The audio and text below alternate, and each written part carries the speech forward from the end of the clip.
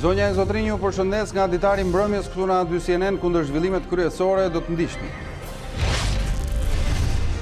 Shqiptarëve të shqetësuar për nivelin e kriminalitetit në vend, ministri i Brendshëm Sandër Leshaj u parashtron alternativën e ndërrimit të shtetësisë. Leshaj hedh poshtë shifrat për situatën me rendin dhe akuzon median se po fryt situatën.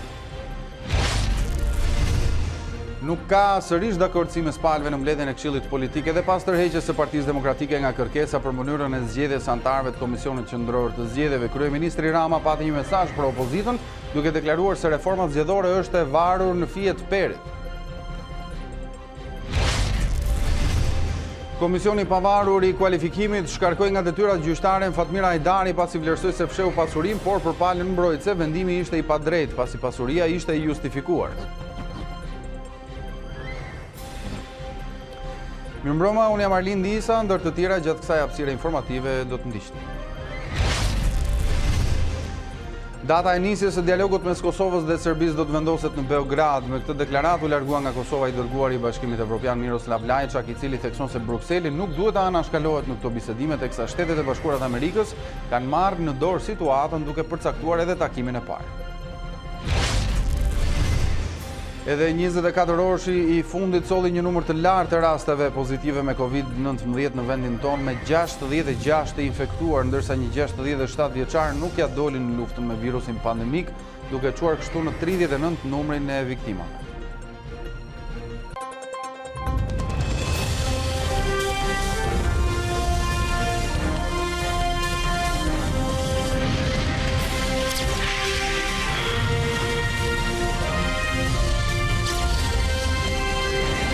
Kush nuk beson tek ulja e kriminalitetit, le të ndryshoj shtetësinë. Me këtë fjali ka mbrojtur ministri i Brendshëm Sandër Leshaj punën e bërë sipas tij për luftën ndaj krimit. Në një interpelancë të thirrur me urgjencë nga deputeti opozitar Valteri për gjendjen e krimit në Shqipëri, deputeti është fokusuar më shumë nëse ka rritje apo ulje galopante të krimit sipas perceptimit secilit. Sandër Leshaj nuk pranon vërejtje për situatën e kriminalitetit në vend. Kujt mendon ndryshe, ministri i Brendshëm u sugjeron të ndryshojë shtetësi. Treguesit e kriminalitetit në Shqipëri janë paktën minus 50%. Pretendoni që ka rritje galopante të krimit në Shqipëri. Jo të nderuar. Në Shqipëri ka ulje galopante të krimit. Doni apo s'doni. Bëni shqiptar apo merrni shtetësi tjetër. Nuk ka rritje galopante të krimit në Shqipëri, por ka ulje galopante të krimit në Shqipëri për çdo që din shkrim e këndim. Ministri ishte thirrur sërish në interpelancë urgjente nga opozita për të folur për shifrat e kriminalitetit, por ashtu si me Besa Shahinin një javë më parë, që gjithashtu sulmoi mediat, në mbrojtje erdhi kryeministri. Kush e lufton seriozisht krimin, akuzohet pikërisht për të kundërt. Halit Valteri, një ndër kërkuesit e interpelancës, e lidhi Leshajn me bandat e krimit në Lezhë. Deputeti publikoi dhe një video të atentatit ndaj prokurorit Arjan Doja në Durrës, që sipas tij po kompromentohet nga njerëz në sallën e kuvendit. 3 biznese dhe ka marrë kamera sigurie. Ndërkohë që ju, si polici, nuk i kanë këto pamje. Zoti ministër, këtu tregohet shumë qartë, vrasësi, Redian, Raja dhe ky tjetër pa kapele, ky nuk u gjen ka.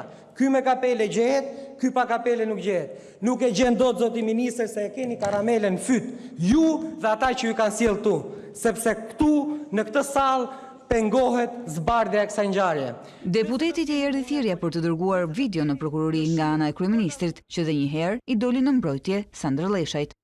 Nuk është as hetus, nuk është as prokuror, nuk është as njeriu që shkon në mbledh kamerat dhe as njeriu që i tregon policisë shtetit se si duhet i kqyri kamerat. Edhe për kanabisin që pak javë më parë nxiti debat, qeveria pretendoi se shifrat janë në minimumin historik. Policia arrestoi 22 vjeçarin Sebastian Mali, i dyshuar si i përfshirë në vrasjen e Kuran Billës një javë më parë. Për ekzekutimin e 40 vjeçarit në zonën e komunës Parisit, u shpall në kërkim edhe Viktor Marku, vllai i Prel Markut, vrar nga 40 vjeçari në vitin 2006 në Angli. Policia e Tiranës parangosi një 22 vjeçar ndërsa shpalli në kërkim një tjetër për vrasjen e Kuran Billës.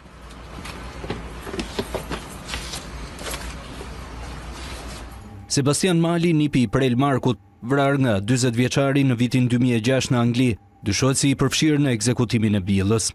Hetuesit thanë se 2 automjetet të tjera veç asaj të vrasësve që u dogjë morën pjesë si bashkëpunëtor në zonën e komunës së Parisit.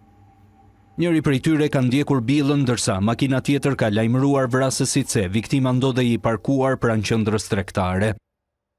Për ekzekutimin e 40 vjeçarit, i cili kishte vetëm 5 ditë që ishte kthyer nga Belgjika përmes pikës së kalimit kufitar me malin e zi, u shpall në kërkim dhe Viktor Marku. Vëllai i prel Markut nuk u gjend në banesë ditën e ngjarjes, ndërsa familjarët e tij deklaruan se kishin kohë që nuk kishin kontakt me të. Ndonse kontrollet vijojnë, policia dyshon se ai mund të jetë larguar jashtë vendit përmes kufirit të gjelbër. Hekuran Billa në vitin 2006 u dënua nga gjykata angleze me burgim të përjetshëm. Ai ishte pjesë e një bande e cila vjedhte paratë e parkimit në kasat rrugore të vendosura në Westminster. Rivaliteti mes grupeve dhe zonat e vjedhjes çuan në konflikt i cili përfundoi me vrasjen e prelës në atë kohë 22 vjeçar.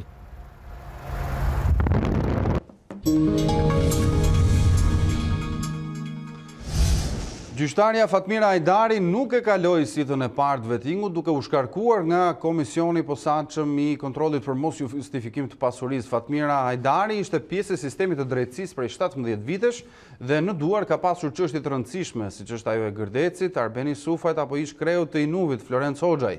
Ndërkohë fjalën e fundit pritet ta thotë Kolegji i Posaçëm i Apelimit. Gjyqtarja e Apelit Tiranë, Fatmira Hajdari, zgjodhi ta dëgjonte me veshët e saj vendimin përfundimtar të komisionerëve të vettingut për fatin e saj në gjyqësor. Shuli antare vendosi. Shkarkimin nga detyrat e subjektit të rivlerësimit zonjën Fatmira Hajdari.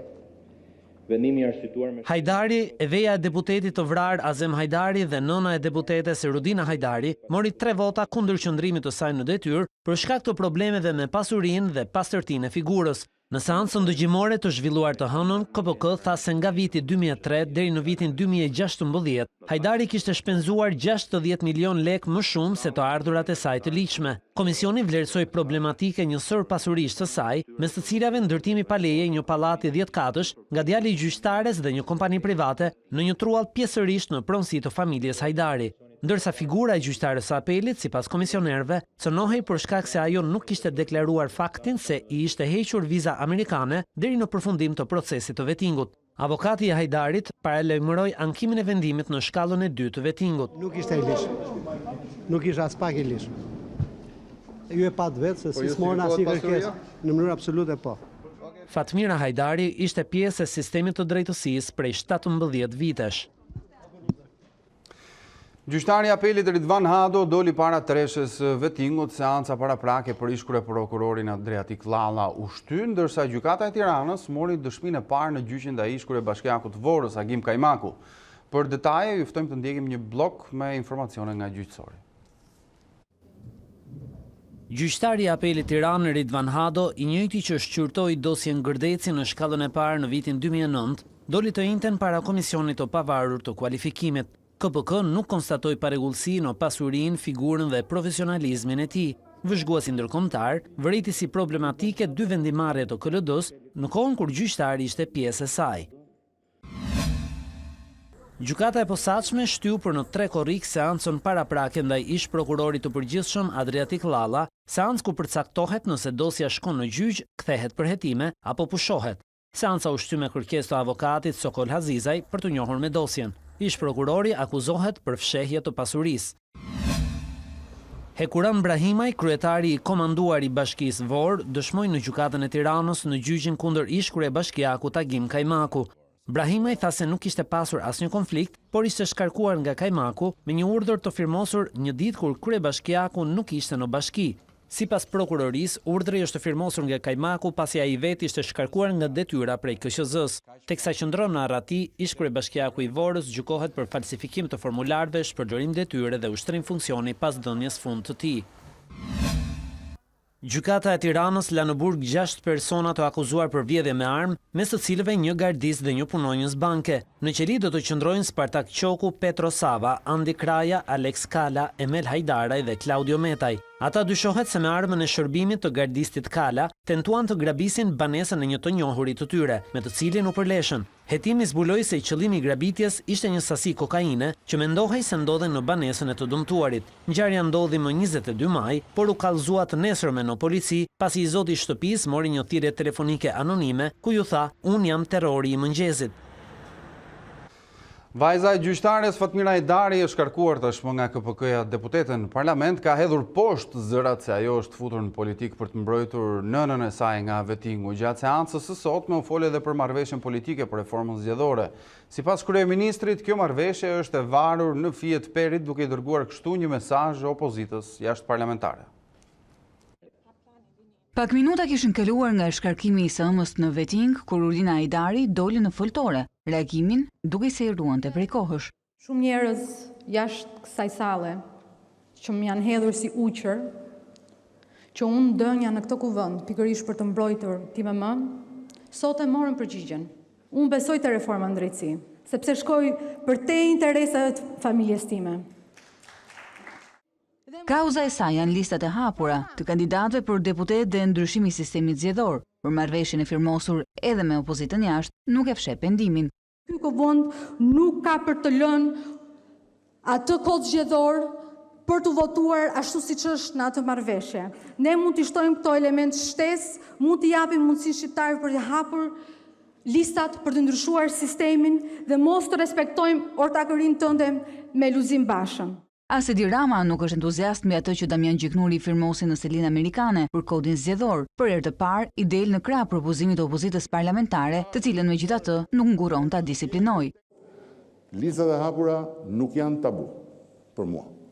Doni të diskutoni, i diskutojmë. Por mos u bëni si ata që ikën se me kërcënime dhe me shantazhe Partinë Socialiste vetëm e tundoni që t'ju tregoj se sa të vegjël jeni.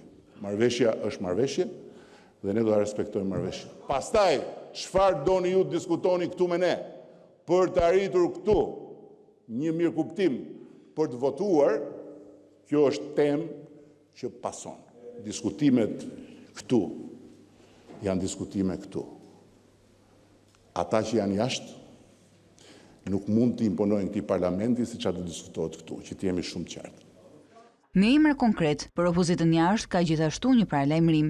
Realisht, ajo nuk është reformë, ai është një kthim i madh mbrapa i vetëdijshëm që kemi bërë gjithë ne që jemi në këtë krah, Lulzim Bashës dhe Peço Vasilit. Mos vazhdoni të dilni dhe të shani, mos vazhdoni të dilni dhe të shantazhoni. I fije peri e ndan realizimin deri në fund të asaj marrëveshje, nga grisja e asaj marrëveshje.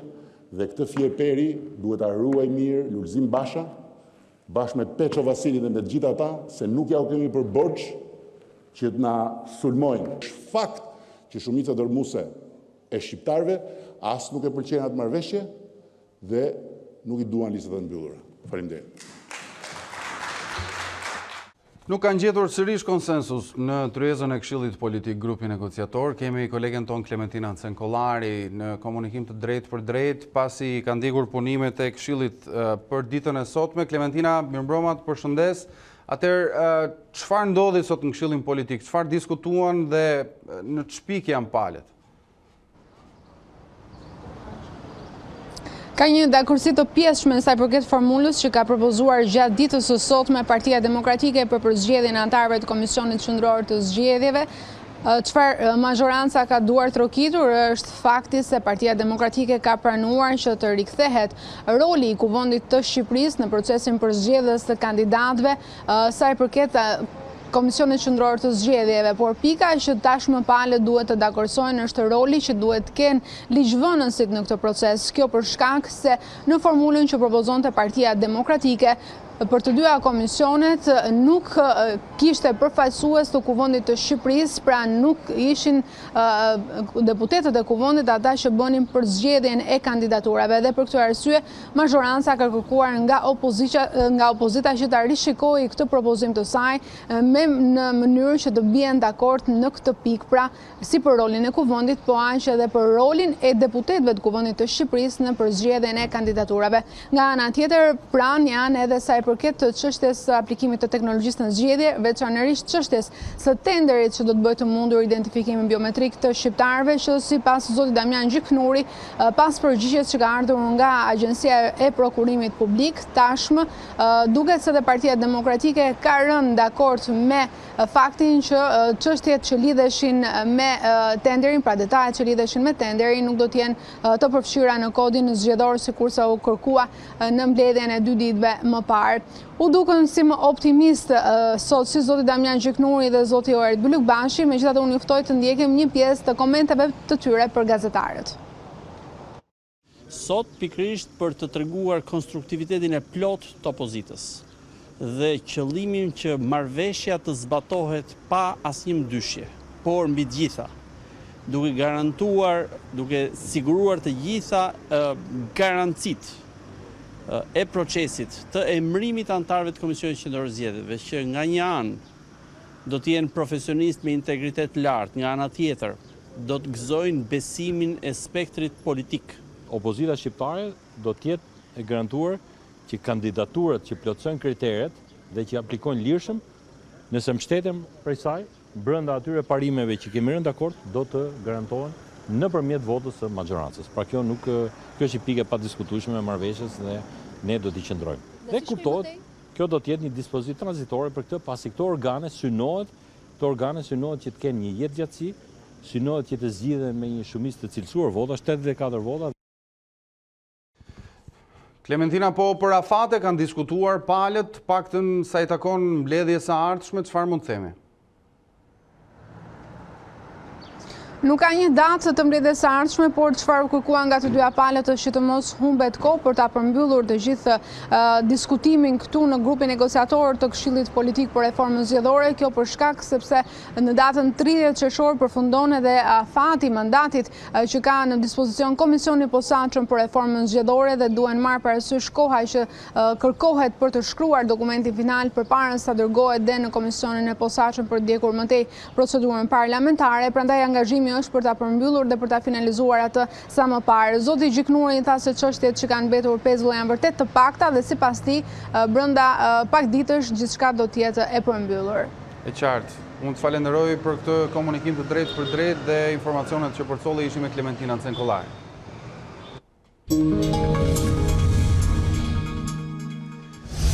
Kryeministri Rama prezantoi zyrtarisht kryenegociatorin e Shqipërisë me Bashkimin Evropian, ambasadorin Zef Mazi, duke ju referuar kushteve të Brukselit. Rama tha se i gjithë procesi do të përbëhet nga mira të tilla, aq sa faqet e parafrimit dhe përputhjes së legjislacionit.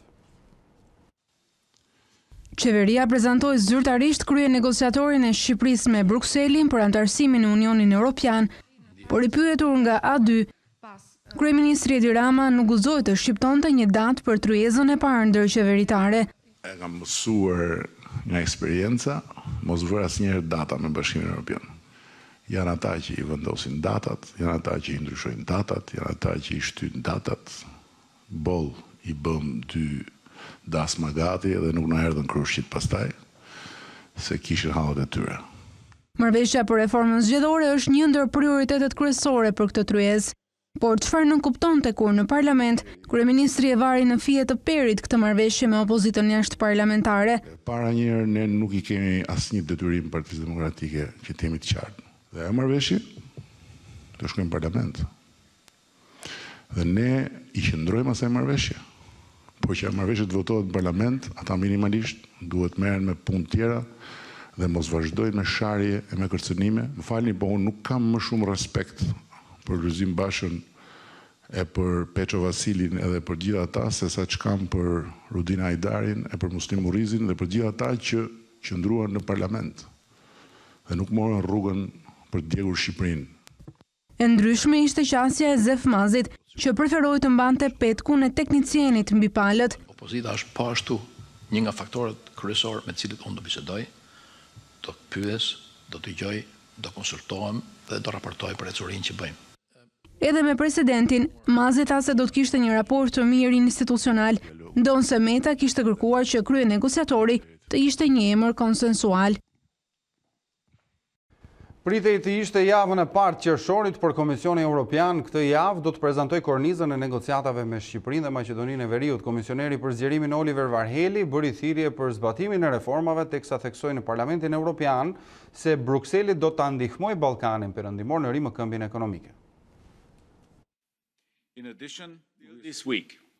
Këtë javë Komisioni Evropian do t'i propozoj Këshillit draftin për kornizën e negociatave me Shqipërinë dhe Maqedoninë e Veriut, së bashku me një përditësim për progresin e bërë. Zgjerimi bazohet në meritokraci. Për të bërë progres në rrugën drejt Bashkimit Evropian, vendet e Ballkanit Perëndimor duhet të vazhdojnë me zbatimin e reformave.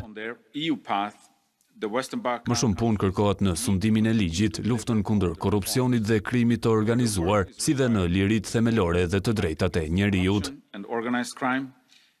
Rezultate të shpejta dhe të prekshme në reformat e kërkuara do të thotë për shpejtim të negociatave të antarësimit.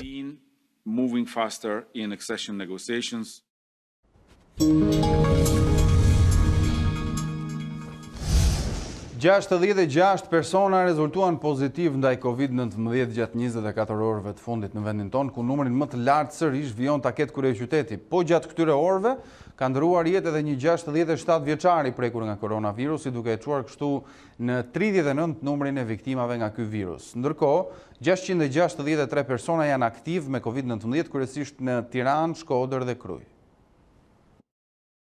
24 orëve të fundit janë kryer 280 testime për të dyshuar të prekur me COVID-19, nga të cilët janë konfirmuar 66 raste pozitive. Kryesisht kontakte të rasteve të konfirmuar më herët pozitiv, si dhe raste të reja në proces hetimi. Shpërndarja gjeografike e të identifikuarve pozitiv është si vijon: 32 raste në Tiranë, 12 në Krujë, 7 në Vlorë, 6 në Durrës, nga 3 raste në Shkodër dhe Fier, nga një rast përkatësisht në Tropoj, Lezhë, Elbasan.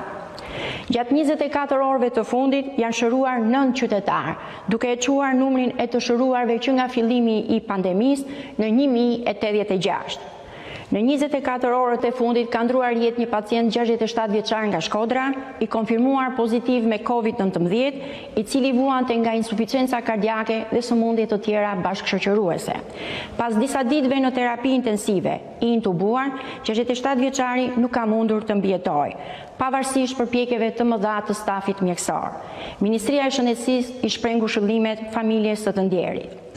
Aktualisht, në shërbimin infektiv po marrin shërbim 55 pacient, 8 prej tyre janë në terapi intensive dhe 2 janë të intubuar. Në vendin tonë janë aktualisht 663 persona aktiv me COVID-19, kryesisht në Tiranë, Shkodër dhe Krujë. As fëmijët nuk i kanë shpëtuar infektimit nga koronavirusi. Që nga fillimi i epidemisë janë prekur 89 mitur, pjesa më e madhe e tyre në Tiranë. Shefja e infektivit pediatris flet për A2 CNN për gjendjen e tyre. A duhen përdorur ilaçe dhe a këshillohet mbajtja e maskave nga të vegjëlit? Ky është pavioni për COVID-19 në shërbimin infektiv të pediatrisë, që nga fillimi i epidemisë nuk është përdorur asnjëherë pasi fëmijët e prekur nga koronavirusi nuk kanë pasur nevojë për shtrime dhe as forma të rënda të sëmundjes. 12 shtretër janë planifikuar për pacientët e vegjël në këtë shërbim, por edhe skenar të tjerë nëse do të kemi ndryshim të situatës. 89 fëmijë janë prekur nga koronavirusi gjatë 3 muajve pandemi, por aktualisht janë të sëmurë aktiv 24. Shefja e shërbimit infektiv të pediatrisë tregon për A2 CNN se fëmijët e infektuar janë kryesisht pa shenja. Vetëm 20% kanë qenë me një simptomatik të lehtë, domethënë me shenja të lehta të sëmundjes. Kurse pjesa më e madhe ka qenë pa simptoma, pa shenja dhe janë zbuluar thjesht nga hulumtimi epidemiologjik që është bërë në rastet e personave, domethënë të adultëve, të prindërve të rezultuar pozitiv. Në shenjat e sëmundjes janë shenjat e një infeksioni viral, viroz ose grip, si quhet në gjuhën popullore, pra temperatura e shoqëruar ndoshta me kohë dhe ndonjëherë dhe me rrjedhje hundësh, djegje fyti në fëmijët që janë pak më të mëdhenj dhe që mund të ankohen, skuqje të syve dhe në rastet më të avancuara, pra në klinik të mesme dhe të rënd, mund të kemi dhe shenjat të përfshirjes së aparatit respirator. Fëmijët e prekur janë të moshave të ndryshme, mbi 1 vjeç deri 14 vjeç. Mjekja Gjorgjina Kuli thotë se deri tani nuk ka patur raste të reaktivizimit të sëmundjes tek fëmijët e shëruar. Për pacientët e vegjël, shefja e pediatrisë nuk rekomandon përdorimin e ilaçeve. Nëse s'kan shenja asnjë medikament, një kujdes normal që kam besim dhe e di që gjithë prindrit ja përkushtojnë fëmijës, matjen e temperaturës, vënien re të shenjave të ndryshme të përfshirjes së aparatit respirator, vështirësinë në frymëmarrje nëse është shfaqet në një moment të caktuar, të kontrollin nëse ka ndonjë puçur në lëkurë ose jo. Por a këshillohet mbajtja e maskës për fëmijët e vegjël, ashtu si tek të rriturit? Në moshën mbi 4 vjeç rekomandohet, jo se nuk rekomandohet dot në mosha më të vogla, por sepse nuk arrin, nuk janë koshient për ta mbajtur. Jo, në rrugë dhe në parqe jo, por sigurisht në këto raste duhet distancimi social, por në ambientet e mbyllura po. Shefja e infektivit thosë se pasi fëmia shërohet dhe del negativ nga COVID-19, mund të rikthehet jetës normale dhe frekuentimit të kopshteve dhe çerdheve. Pas konfirmimit të 2 rasteve të infektuar me koronavirus nga personeli shëndetësor, Spitali Rajonal i Vlorës ka marrë masa të forta kundër parahapjes së virusit. Edhe pse është konfirmuar që mjekët janë infektuar nga rrethi i tyre familjar, drejtoria e spitalit ka ndaluar çdo futje të paautorizuar në ambientet e spitalit, ndërsa bëhet rregullisht dezinfektimi i pavionëve. Mes 7 rasteve të reja të konfirmuara me koronavirus në qytetin e Vlorës, 2 prej tyre janë personel shëndetësor, një i Spitalit Rajonal të Vlorës dhe një nga qendra shëndetësore e Zvërnecit, por burime pranë Spitalit të Vlorës janë shprehur se mjekët që rezultuan pozitiv e kanë marrë virusin nga familjarët e tyre dhe jo në ambientet e spitalit. Brenda këtyre të fundit, shërbimi ndaj popullatës në të gjitha pavionet vijon normalisht, nën masa të forta të sigurisë kundër përhapjes së COVID-19. Madje së fundmi drejtoria e spitalit ka ndaluar çdo hyrje të pa autorizuar në ambientet e spitalit. Drejtoria e këtij institucioni ka marrë vendimin për të mos lejuar prej disa kohësh hyrjen e pa autorizuar të personave të cilët nuk kanë rekomandim për të kryer ekzaminime të posaçme në Spitalin Rajonal të Vlorës apo familjar të pacientëve. Ndërkohë mjekët në pavionin e infektivit të Spitalit të Vlorës nuk dalin nga ky pavion pas përfundimit të orarit të punës, por qëndrojnë në ambientet e pavionit në dhoma të posaçme. Kjo bëhet që të shmanget në maksimum kontakti me personat jashtë këtij pavioni. Të përfshirë në një situatë alarmante për shkak të mos respektimit të rregullave kundër përhapjes së koronavirusit nga subjektet tregtare, shtetërore dhe private, policia e Durrësit nisi aksionin me maskat ndëshkuese. Kryepolici këtij qarku paralajmëroi se masat do të zbatohen pa hezitim ndaj çdo shkelsi. Durrësi është qarku i dytë pas Tiranës me numrin më të lartë të personave aktiv të infektuar me koronavirus. Shtimi i rasteve ditët e fundit ka ngritur në alarm të gjithë institucionet ligjzbatuese dhe natyrisht edhe policinë. Duke qenë se rritja e numrit të personave të infektuar me Covid, sipas institucioneve shtetërore në vend, ka ardhur si pasojë e uljes së vigjilencës nga qytetarët, si dhe nga subjektet tregtare, drejtori i policisë së qarkut të Durrësit i është drejtuar me një apel qytetarëve durrësak dhe në mënyrë të veçantë personave të infektuar që duhet të qëndrojnë në izolim. Personat që janë të infektuar me Covid, këta persona janë të monitoruar 24 orë nga strukturat e policisë, nëpërmjet shërbimeve të specialistëve të policisë zonë, nëpërmjet shërbimeve të zyrës qytetarëve komunikohet çdo ditë me ta, dhe është bërë qartë të qëndrojnë në ambientet të vetë izoluar. Jo vetëm për veten e tyre, por dhe për familjarë dhe për gjithë shoqërinë. Policia e qarku Durrësit do të veprojë me korrektësi konform akteve normative. Aktualisht qarku i Durrësit ka 132 raste aktive me koronavirus, ndërsa gjatë 24 orëve të fundit u shënuan 6 raste të reja. Organizata Botërore e Shëndetësisë thotë se ka sinjale shprese në luftën kundër pandemisë së COVID-19, pavarësisht rritjes së infektimeve në shumë rajone rreth botës. Organizata i quan premtuese të dhënat mbi ilaçin antiinflamator dexametazon, por thotë se duhet përdorur vetëm nën mbikëqyrjen e mjekëve. Rastet me koronavirus po rriten me shpejtësi në shumë rajone të botës, por Organizata Botërore e Shëndetësisë thotë se kanë filluar të shfaqen shenja shprese në luftën kundër pandemisë.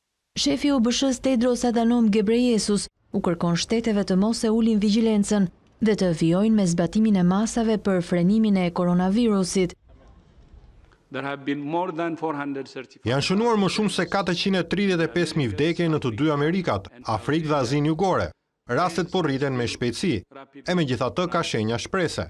Ne po tregojmë se të bashkuar dhe me solidaritet global, njerëzimi mund ta tejkalojë pandeminë. OBSH tha gjithashtu se dexametasoni, antiinflamatori që ka rezultuar i efektshëm në shpëtimin e pacientëve të sëmurë rënd me COVID-19, duhet të përdoret vetëm në mbikëqyrjen e mjekëve. Sipas një studimi, ilaçi i lirë i përdorur që në vitet 60 ka reduktuar ndjeshëm vdekshmërinë tek personat e shtruar në spital. Për Organizatën Botërore të Shëndetësisë të dhënat janë premtuese. Është shumë e rëndësishme që ilaçi të përdoret vetëm për pacientët në gjendje të rëndë. Duhet të festojmë për këtë zbulim të rëndësishëm, e megjithatë nevojiten studime të tjera. COVID-19 ka prekur mbi 8.300.000 vetë në të gjithë botën, me 2 Amerikat që janë shndërruar në epiqendrën e re të pandemisë. Situata vijon të jetë alarmante në Amerikën Latine, me Perun që regjistron më shumë se 240.000 raste, duke tejkaluar Italinë e goditur rënd. Me shqetësim po ndiqet situata në Pekin, ku ka shpërthyer një valë e re e koronavirusit. 21 raste të reja u raportuan të mërkurën, për një total prej 158 të infektuarish në një javë. Autoritetet kanë shtrënguar masat e kufizimit dhe zonat të tëra janë në izolim.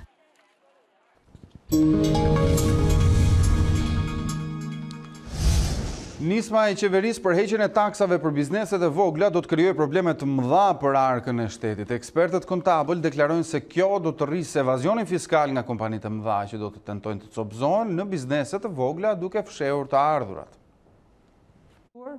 Ekspertët e sistemit fiskal deklarojnë se nisma e qeverisë për heqjen e tatim fitimit do të krijojë probleme të mëdha për administratën tatimore dhe do të nxjisë evazionin fiskal, duke sjellë më pak të ardhura në buxhet. Cënon numrin e tatim paguesve që paguajnë tatim mbi të ardhurat, cënon konkurrenshmërinë e ndershme, konkurrencën e lirë në një ekonomi tregu që pretendojmë të hyjmë. Së treti është rritja e evazionit fiskal. Kjo është një tendencë rritëse e shoh në 2 aspekte. Në aspektin e parë është gjithë të bizneset fashës deri në 14 milion, do tentojnë gjithmonë të jenë deri në 14 milion. Do bëjnë të pamundur të jenë deri në 14 milion.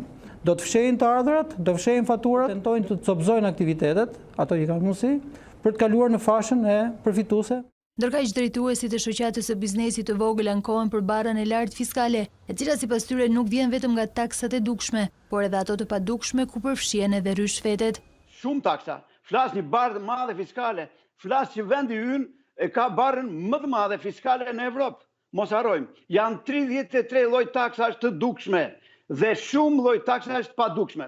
Bashkitë nuk kanë ulur asnjë taks, bashkitë nuk kanë hequr asnjë taks.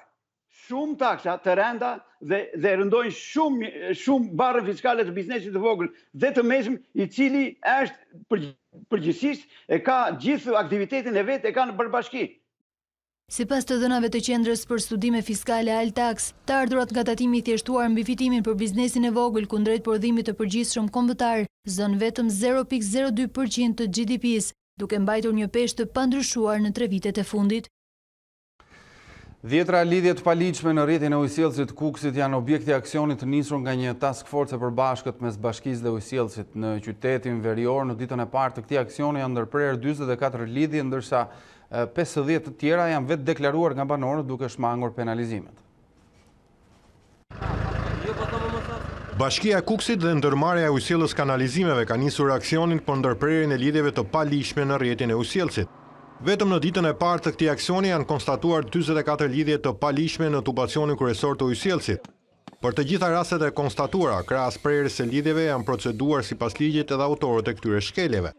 Ndërkohë për të gjitha ata që kanë vetë deklaruar lidhjet e paligjshme, është mangur procedura e ndjekjes penale.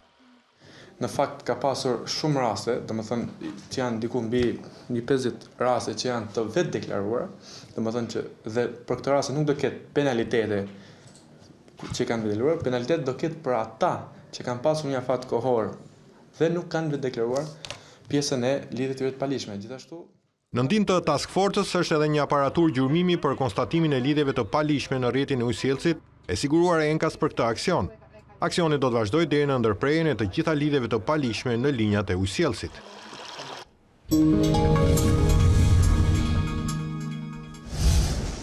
I dërguari i posaçëm i Bashkimit Evropian për dialogun Miroslav Lajçak përmbylli vizitën në Prishtinë duke këshilluar liderët dhe partitë politike që të jenë të bashkuar në bisedimet për normalizim të marrëdhënieve me Beogradin. Gjithashtu ai kërkoi që Brukseli të mos anashkalohet në këtë proces. Përmbylli vizitën në Prishtinë pa dhënë një datë për rifillimin e dialogut Kosovë-Serbi në Bruksel. I dërguari i posaçëm i Bashkimit Evropian për dialogun, Miroslav Lajçak, në një konferencë për shtyp tha se ajo do të caktohet vetëm pas udhëtimit të tij në Beograd, duke i cilësuar si spekulime të gjitha raportimet për shkëmbim territoresh. Zyrtari i Unionit bëri me dije se ka biseduar me kryeministrin Avdullah Hoti, që ai të udhëheq delegacionin e Kosovës në bisedimet për normalizim të marrëdhënieve me Serbinë. Gjithashtu tregoi dhe këshillën e tij për liderët dhe partitë politike të Kosovës. Jam i gatshëm dhe i përkushtuar që të rifillojmë dialogun dhe të ndihmoj palët për një marrëveshje gjithëpërfshirëse, marrëveshje e pranueshme dhe e qëndrueshme. Në takimet e mia kam theksuar se Kosova duhet të jetë e bashkuar në dialog, dialogu duhet të jetë mbi politikën.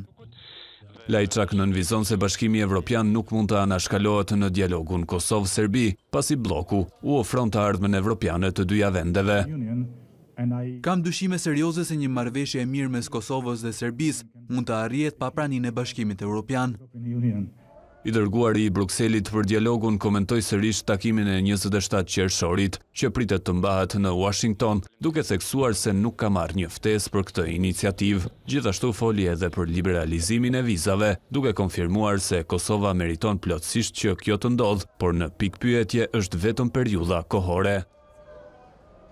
Ndërkohë Hashim Thaçi nënvizon se delegacioni i vendit do të shkojë me parime të qëndrueshme përballë Serbisë në takimin e 27 qershorit në Washington. I pari i shtetit, përmes një konferencë për media, tha se në Shtetet e Bashkuara të Amerikës do të shkohet me flamurin e Kosovës, që është sigurimi i integritetit territorial të vendit. Takimi në Washington do t'i kontribuojë konsolidimit të brendshëm dhe atë ndërkombëtar të Shtetit e Kosovës. Tërë procesi, si gjithmonë edhe tani, do të jetë me transparencë të plotë. Kosova në Washington shkon me flamurin shtetëror që është integriteti territorial i Republikës së Kosovës. Kryeministri i Kosovës Avdullah Hoti u takua sot me liderët e partive politike në vend për të koordinuar qëndrimet lidhur me procesin e dialogut. Kemi mbështetjen e partive, tha Hoti, i cili konfirmoi se do të jetë ai që do të udhëheqë dialogun. Qeveria e Kosovës ka mbështetjen e partive sa i përket qasjes për dialogun me Serbinë. Këtë e tha kryeministri Avdullah Hoti pas takimit të zhvilluar me liderët e partive politike të AK-s, Nisma Social-Demokrate, AKR dhe komuniteteve jo shumicë.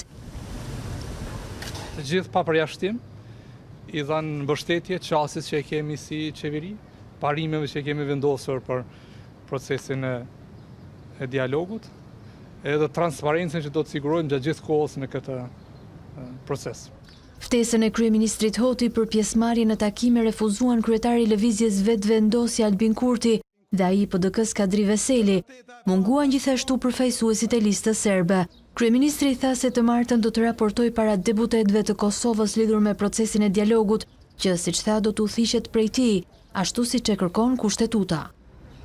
Takimi i qartë gjithë në procesin e dialogut Kosova përfaqësohet nga kryeministri i vendit, edhe nga pjesa e delegacionit që unë e vlerësoj të rëndësishme dhe të nevojshme për të çuar përpara këtë proces. Në Washington, Në emër të Republikës Kosovës për procesin e dialogut flas unë, sepse kompetencat kushtetuese janë qartë.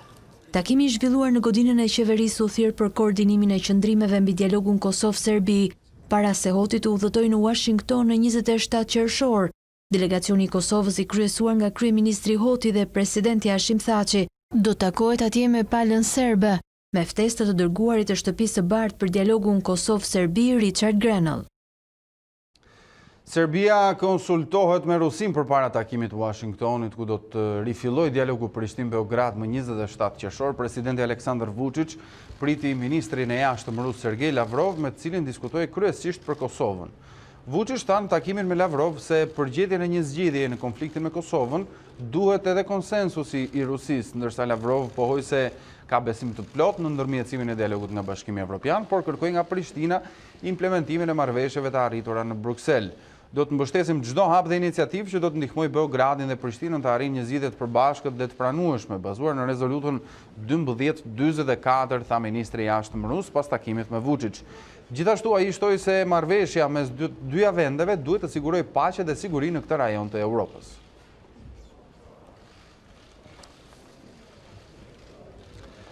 Kancelarja gjermane Angela Merkel i bëri thirrje shteteve anëtare që t'i japin dritën njëshile fondit prej 750 miliardë eurosh për rimëkëmbjen e ekonomive europiane, nevojitet solidaritet për të kapërcyer sfidën më të rëndë në historinë e bllokut, tha kancelarja Merkel. Europa gjendet përballë sfidës më të madhe në historinë e saj, tha kancelarja gjermane Angela Merkel, e cila i kërkoi BE-s të miratojë sa më shpejt fondin prej 750 miliardë eurosh për rimëkëmbjen e ekonomive më të dobta të bllokut. Në një fjalim para Bundestagut gjerman në prag të mbledhjes së Këshillit Evropian ditën e premte dhe nisjes së presidencës gjermane të Unionit më një korrik, Merkel theksoi se ishte tejet e rëndësishme që shtetet anëtare të solidarizohen për të mbijetuar dëmit ekonomik të shkaktuar nga pandemia e koronavirusit.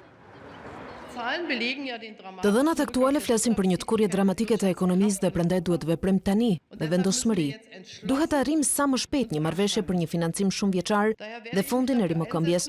Pandemia dhe dobësimi i ekonomisë janë sfida më e madhe në historinë e Europës. Presidentja e Komisionit Evropian Ursula von der Leyen propozoi fondin e paprecedent të 750 miliardë eurove për të ndihmuar BE-n të dalë prej recesionit më të thellë në histori, por plani u kundërshtua ashpër nga shtetet e pasura të bllokut, si Austria dhe Holanda. Paketa konsiston në 500 miliardë euro grante dhe 250 miliardë të tjera kredi të buta, por për miratimin e saj nevojitet mbështetje unanime nga vendet anëtare. Presidenti amerikan Donald Trump i kërkoi ndihmë homologut kinez Xi Jinping për të fituar një mandat të dytë në zgjedhjet presidenciale të nëntorit. Kështu pretendon ish këshilltari i sigurisë John Bolton në një libër që pritet të botohet së shpejti. Libri ish këshilltarit të sigurisë John Bolton përfshin informacione shpërthyese mbi presidentin Donald Trump. Sipas mediave amerikane, Bolton akuzoni shefin e tij se kishte kërkuar ndihmë nga presidenti kinez Xi Jinping për të fituar një mandat të dytë në zgjedhjet e nëntorit. Ish këshilltari i sigurisë shkruan se Trump kërkonte që Pekini të blinte prodhime bujqësore nga fermerët amerikanë dhe kishte mbështetur regjimin e ndërtimit të kampeve të përqendrimit për komunitetin ujgur. Bolton i referohet një takimi mes dy presidentëve gjatë samitit të G20-s në Osaka në qershor të vitit të shkuar. Trump e zhvendosi papritur bisedën tek zgjedhjet presidenciale të vitit 2020, duke përmendur potencialin ekonomik të Kinës dhe duke i kërkuar Xi Jinping ta ndihmonte për të siguruar fitoren.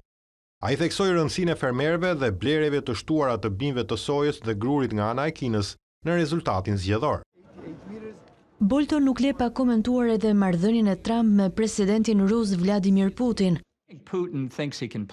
Putin mendon se mund të luajë me të si me një violinë. Ai e sheh se nuk ka të bëjë me një kundërshtar serioz.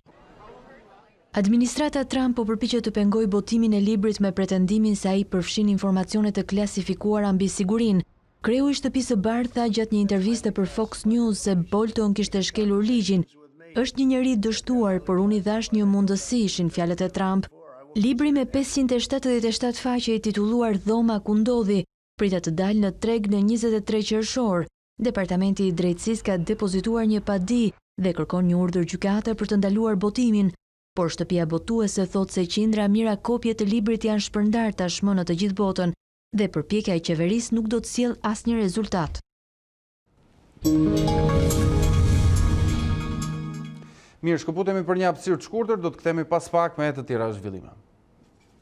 Kush nuk beson tek ulja e kriminalitetit, le të ndryshojë shtetësinë, me këtë fjali ka mbrojtur ministri i Rendit Lesha i punën e bërë sipas tij për luftën ndaj krimit. Në një interpelancë të thirrur me urgjencë nga deputeti opozitar Alit Valteri për gjendjen e krimit në Shqipëri, debati është fokusuar më shumë nëse ka arritje apo ulje galopante të krimit sipas perceptimit secilit.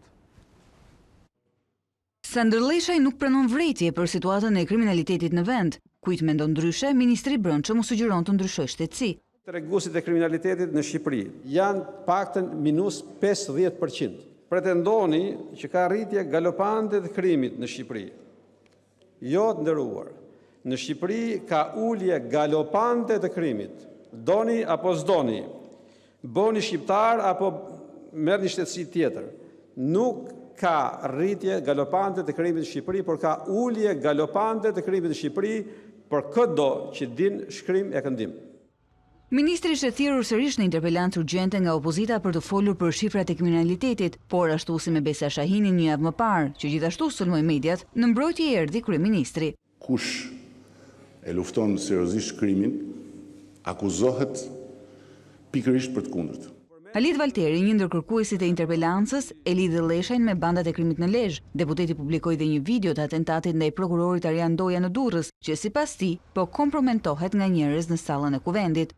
3 biznese dhe kam marrë kamera sigurie. Ndërkohë që ju, si polici, nuk i kanë këto pamje. Zoti ministër, këtu tregohet shumë qartë vrasësi, Redian, Raja dhe ky tjetër pa kapele, ky nuk u gjen ka. Ky me kapele gjehet, ky pa kapele nuk gjehet. Nuk e gjen dot zoti ministër se e keni karamelen në fyt. Ju dhe ata që ju kanë sjell këtu, sepse këtu në këtë sallë pengohet zbardhja e kësaj ngjarje. Deputetit i erdhi thirrja për të dërguar video në prokurori nga ana e kryeministrit, që dhe një herë i doli në mbrojtje Sandër Leshajt.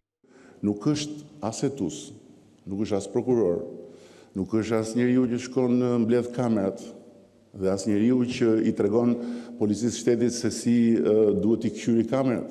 Edhe për kanabisin që pak javë më parë nxiti debat, qeveria pretendoi se shifrat janë në minimumin historik. Përpjekja për të bindur ata që mendojnë se krimi në Shqipëri është rritur ka hapur një debat që kërkon një lloj analize më të thellë në parlamentin shqiptar. Një interpelancë e kërkuar nga një grup deputetësh të opozitës, kryesisht nga zoti Alit Valteri me ministrin e Brendshëm Sandër Leshaj, ka prodhuar një nga thëniet më të çuditshme prej tij. Nëse nuk bindeni se krimi ka rënë me 50% në Shqipëri, atëherë ndroni shtetësi, ka thënë ministri i Brendshëm. Atij i ka ardhur në ndihmë edhe kryeministri pas replikave me deputetin Valteri, me retorikën se kush ka sy të shikojë duhet kuptoj që krimi është ulur dhe se lufta ndaj krimit matet me shifra dhe jo me perceptime. Në fakt, specialistët thonë ndryshe. Lufta ndaj krimit nuk matet me shifra, por me rezultate. Vetëm ato janë shifra nëse ka, dhe se krimi në plan të parë është perceptim. Por për të qenë më konkret në debatin e ndjekur sot në kuvend, ne në studio kemi pikërisht deputetin Alit Valteri, i cili do të na sjell më shumë në fakt analizë rreth asaj që u tha në parlament sot mes tij dhe ministrit Brendshëm dhe gjithashtu edhe kryeministrit. Mirëmbrëma, faleminderit që jeni në studio me ne. Mirëmbrëma, mirë gjeta. Cila ishte arsyeja që ju thirrët këtë interpelancë urgjente, siç e quajtët, me ministrin e Brendshëm? I referojeni ndonjë situate konkrete dhe për sa i kërkoni të dilni në një analizë të përgjithshme për situatën e rendit, apo qëndron akuza e kryeministrit se ju po kërkoni llogari veç për një detaj dhe kjo në fakt nuk tregon gjendjen e krimit në Shqipëri? Në kronikën tuaj e nisët shumë mbar dhe thatë që zoti Leshaj nuk pranon kritika dhe thotë nëse ti nuk beson tek unë dhe tek puna ime mund të largohesh nga vendi. Kjo në fakt është retorika për 7 vjeçare e kësaj qeverie, ku ka detyruar qindra e mira të rinj dhe të reja, qindra e mira qytetarë të largohen dhe të me letë skanduar si në vitin 1990 kërkojnë azil në përdyert e Europës. Dhe faktet dhe shifrat janë të pamohueshme, ku tregojnë që Shqipëria është delja e zezë e Europës 1-1 me sirianët. Do të thotë që ne me një demokraci 30 vjeçare jemi pothuajse në shifrat për numër popullsie më të lartë se atje ku bombardohet çdo ditë. Për sa i përket ndihmës që kryeministri Rama i dha zotit Leshi, unë sot në atë interpelancë kam parë vetëm akuza ndaj opozitës pse ju na kërkoni llogarinë ne. Unë jam, siç e kam shprehur dhe në seancën e sotshme, siç e kam shprehur dhe në media, jam kontaktuar nga babai i viktimës të këtij atentati, një zotëri i nderuar i cili të vetmen shpresë e gjente tek kontaktimi i një prej deputetëve të grupit ton, i cili isha unë, ku thonte në 8 muaj nuk është bërë asnjë lloj, nuk është hedhur asnjë dritë dhe nuk është bërë asnjë lloj, nuk është zbatuar asnjë lloj protokolli dhe procedure nga policia e shtetit. Dhe ndodhi ajo që ndodhi sot në seancën plenare. Zoti Valteri, çfarë ndjesi kishte në sallën e kuvendit kur ministri teksa po hidhte poshtë pretendimet tuaja se krimi nuk është rritur, por është ulur, siç tha ai, momenti kur ai tha se kush nuk beson këtë, le të ndrojë shtetësinë shqiptare, pra tiki prej këtej. Apo mos ndoshta nuk u vure fare një thënie e tillë, që me sa dim në fakt nuk është thënë nga asnjë epokë, nga asnjë nga liderët tanë.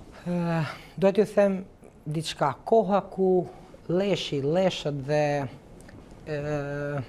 etrit shpirtor të leshëve ka shkuar në PS, jo në Partinë Socialiste, në vitin 1990, ku të parëve të mi u jepej dy mundësi, ose të pranonin sistemin, ose të pushkatoheshin, ose në fund fare të arratiseshin dhe pjesa tjetër e familjes të interroheshin, siç është bërë pikërisht me familjen time.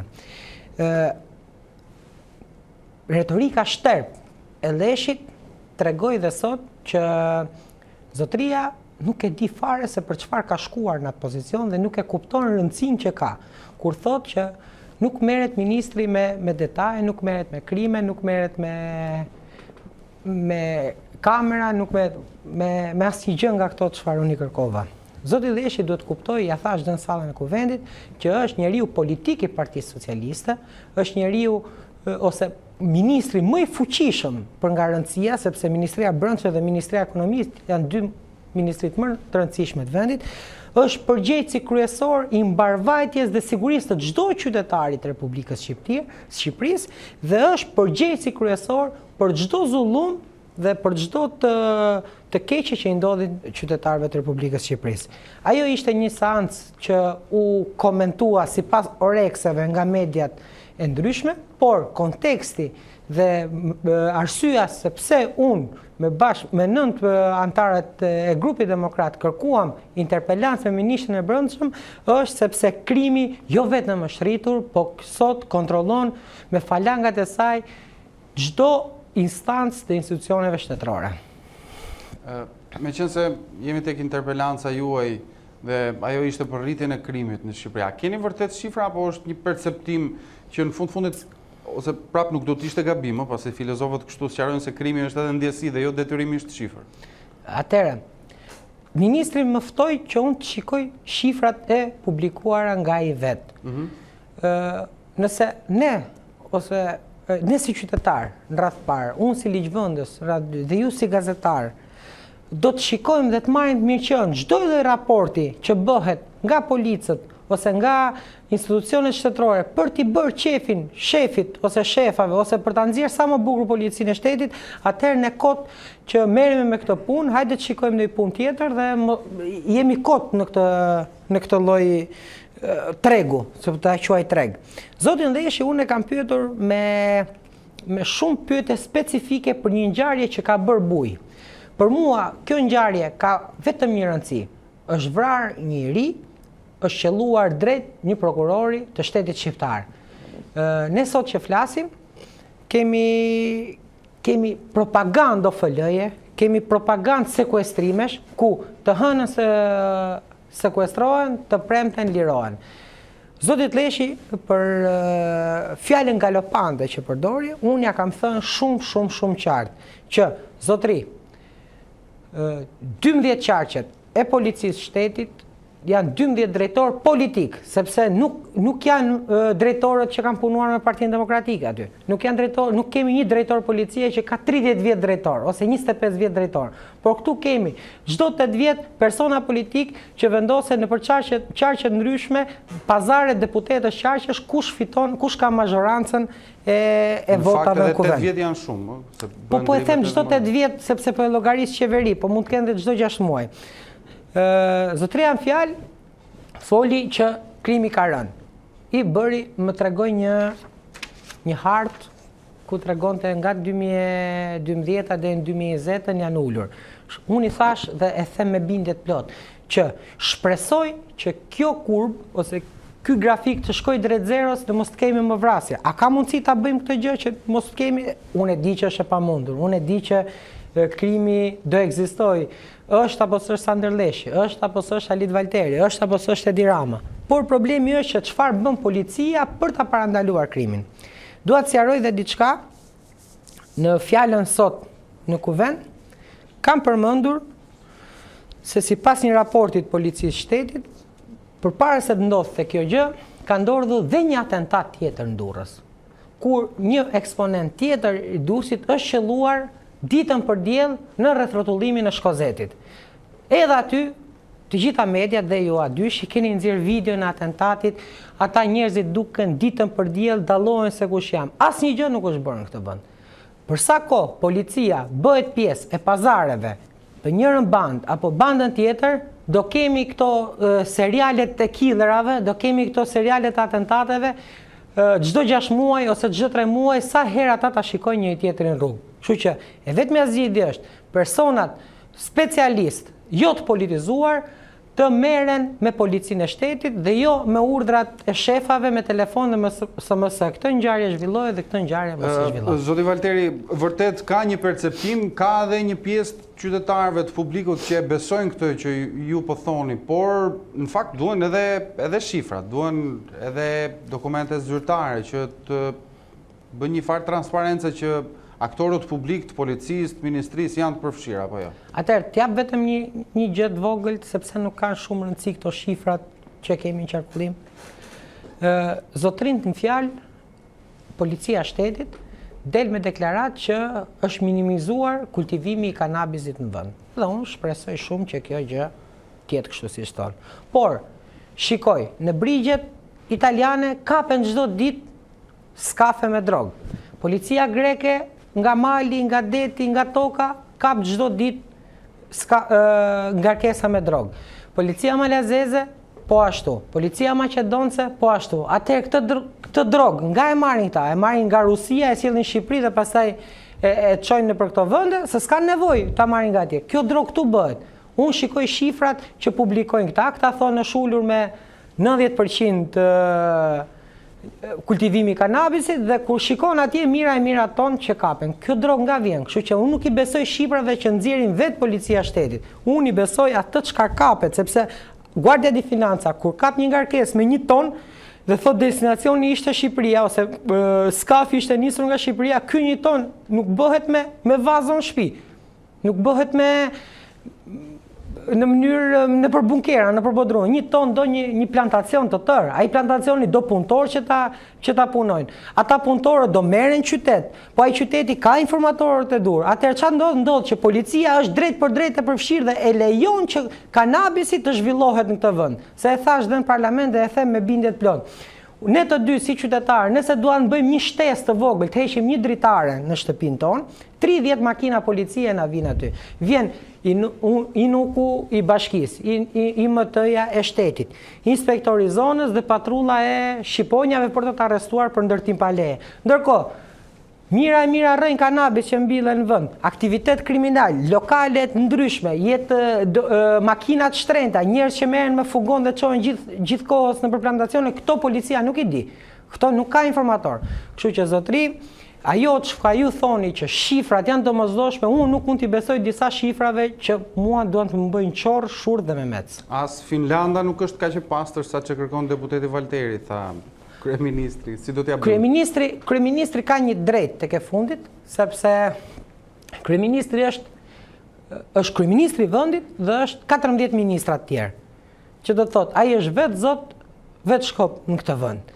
Kryeministri i vendit i del në mbrojtje e ministrit brendshëm kur e shikon që ministri brendshëm në 30 pyetje që unë i kam parashtruar u mor vetëm sepse unë e quajta kapter dhe po më tregonte që kapteri dhe generali janë shumë ndryshëm. Por nga vrasja e zotrisë Andi Malokut dhe nga zbulimi i autorëve të krimit ishte shumë larg me përgjigjen dhe kështu që unë i shkreti do merresha vetëm me kryeministin, s'kisha çfarë të merresha me njëri tjetër. Sa i përket Finlandës, zoti kryeministër nuk mund të më bëj krahasime me Finlandën, kur këtej më lavdron policinë e shtetit, këtej thot të kesh turp që merresh me policinë e shtetit, por ndërkohë policia e shtetit është në gjendjen e mjerueshme, më mjerueshme të mundshme. Një polic paguhet 400.000 lekë të vjetra ose 500.000 lekë të vjetra për 12 orë punë. Lihet jashtë shërbimi, hypet në fugon dhe çohet që të krahasisi parcelat, pa u paguar, lihet në stadium për të monitoruar ndeshjen, lihet në qarkullim kur do të hajë drejt një ministër ose jo, jashtë turnit, nuk i paguhen, nuk i njihet vështirësia e punës, nuk i njihet meritokracia dhe ti pret që ai nënshtrohet do më thënë trajtohet si lec dhe ti pret që ai polic me gjitha këto bëma që i bën kjo qeveri dhe të gjitha qeverit që kanë kaluar në këtë vend, pret që ky polic zbuloj kriminalin. Po si do ta zbuloj kriminalin? Kur kriminali ka punuar në atë qark dhe në atë zonë për të nxjerrë deputetin e tij, kur jep urdhër me telefon deputetit thotë do të vish këtu sepse të dua unë, te resorti im, te biznesi im, te ndërtimi im, te koncesioni im, te tenderi im, ai e ka deputetin punëtor të kompanisë tij ose të organizatës tij kriminale. Dhe jo më pak ne kemi parë që në 7 vjet qeveria socialiste ka sjell jo pak po 6 persona të lidhur ngushtë me krimin në Parlamentin e Republikës Shqipërisë. Me qenë se ju kemi këtu në studio, zoti Valteri, dhe me qenë se ajo prani juaj në kuvent pavarësisht përçarjes do të jetë përcaktuese në votimin e kodit të ri zgjedhor, a mund kemi edhe një vlerësim konkret për atë që po sillet tek ju për votim dhe diçka tjetër? Pse ka një përçarje mes atij grupi të pakët opozitar? Unë mendoj që nuk ka përçarje mes atij grupit deputetësh. Persona të lidhur me opozitën jashtë parlamentare japin deklarata të ndryshme, por as vetë nuk e kuptojnë se çfarë thonë për ato deklarata. Që do të thotë që ka tentativë për të. Ja të ta shpjegoj me 2 fjalë thjeshta. Kemi deputet që kanë kandiduar për Partinë Demokratike, kanë bërë fushat për Partinë Socialiste dhe janë futur në kuvent si deputet Partisë Demokratike dhe sot përfaqësojnë interesat e Lëvizjes Socialiste Integrim. Dhe shumë qartë ky zotëria ose shumë zotëri të tjerë nuk e kuptojnë as vetë se çfarë thonë. Këtej firmosin një shkres ku ne kërkojmë hapjen e listave, depolitizimin e administratës dhe votimin e emigrantëve, ndërkohë dalin të nesërmen sipas oreksit pjatës që kanë ngrënë drek dhe thonë që jo unë nuk e votoj kështu, por e votoj kështu. Shqyqy që u ranë dakord palet ose shqyqy që nuk ranë dakord palet.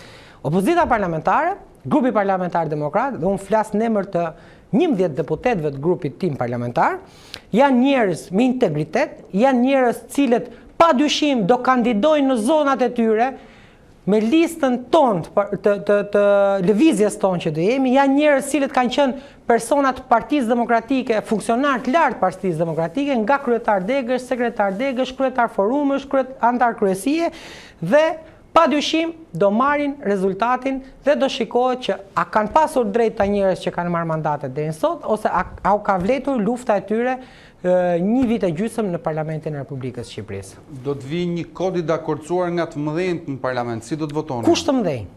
Nga të mëdhenjt. Ka një marrëveshje apo jo? Unë jam Halit Valteri. Dhe për mua i madh është vetëm Zoti. Ndoshta po duken populist në deklaratën që po them, por i madh është vetëm Zoti. Dhe asnjë të madh nuk kam tjetër unë në këtë vend. Përveç familjes time normalisht që është gjëja më e shenjtë që kam. Kush i madh mund të më detyroj mua të votoj? Rama, mos më duket i madh fare Rama. Basha është shumë larg qenit i madh. Meta, edhe ky bashkë me Basha. Monika, se konsideroj fare. Kush janë këta të mëdhenj? Nëse nuk hapen listat, nëse nuk bëhet depolitizimi i administratës shtetërore, nëse nuk lejohen dhe emigrantët, gjë që është larg, po ne po e luftojmë me luftën tonë, po e bëjmë luftën ta sjellin, për çfarë duhet votojë në atë vend? Të noterizoj një marrëveshje milionash midis Bashës dhe Ramës, asnjëherë nuk do ta bëj këtë gjë. Nuk do të votoni fare.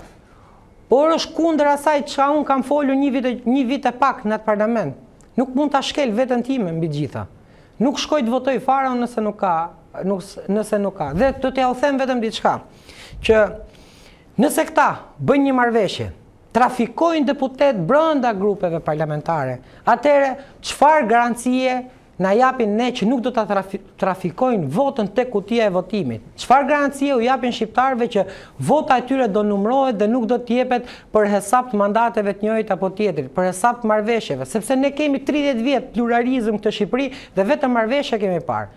Mu më çudit insistimi i zotit Meta për të mbrojtur këtë kod zgjedhor, sepse në 2008-ën unë nuk kam qenë politik, se kam qenë i vogël, por ditë them që në 2008-ën e kam parë që të hidhte vazo me lule dhe të thyen të kuvendin kundra këtij kodi, sepse ky kod i afshe votuesin votuesit. Sepse ai që zgjidhet në emër të partisë, nuk zgjidhet 1, 2, 3, 4, 5, 6 dhe t'i japin votën 6 ose 5 ose 100, por votohet lista që të servir kryetari i partisë.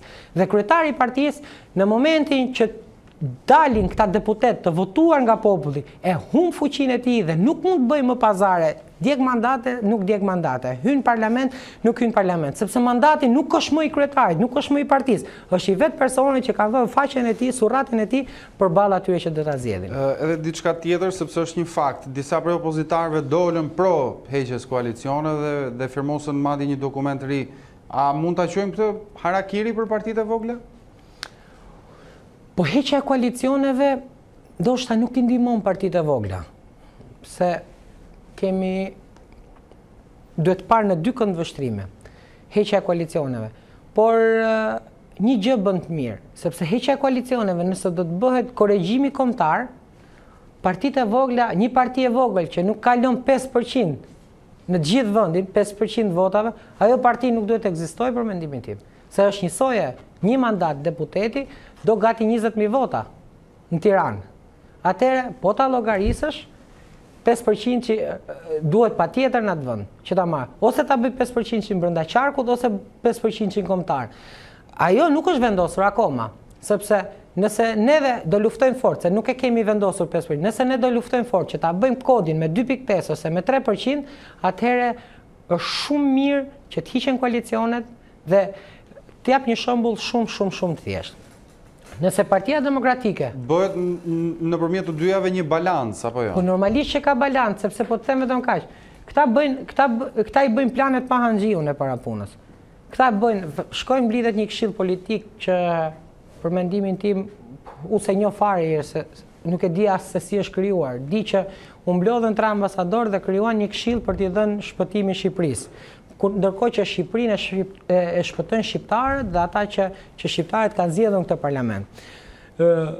Partitë politike duhet ulen, duhet gjejnë gjuhën dhe pa ndihmën e ndërkombëtarëve, se kur ka dashur Lulzim Basha të merret vesh me Edi Ramën, e disa herë janë marrë vesh o shoku. Shumë tha njëri një ditë. O shoku im tha. Lulzim Basha dhe Edi Rama janë marrë vesh sa herë kanë dashur. Dhe unë si ligjvënës, çfarë duhet bëj? Çfarë duhet votoj? Duhet votoj çdo marrëveshje që këta ndërmarrin me njëri tjetrin, çdo lloj tenderi që këta ndajnë me njëri tjetrin, çdo lloj pazari që këta bëjnë në kurriz gjithë shqiptarëve. Nëse nuk ka ndryshim të listave, hapje të listave dhe depolitizim të administratës, unë dhe shumë deputet tjerë nuk do lejojmë askënd të votojnë atë parlament. Zoti Valteri, unë ju falenderoj që ishit me ne në studio. Kënaqësia ime, miru takosh.